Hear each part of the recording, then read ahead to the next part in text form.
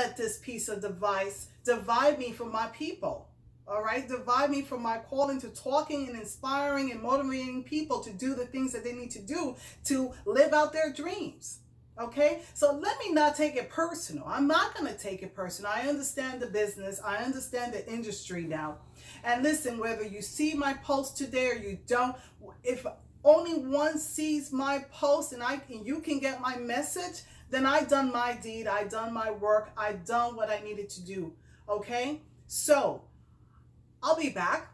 I'll be coming back because it's not about me. It's about the message. It's about empowering people. It's about motivating women around the world. And if this device allows me to do that, then that's what I need to stay focused on.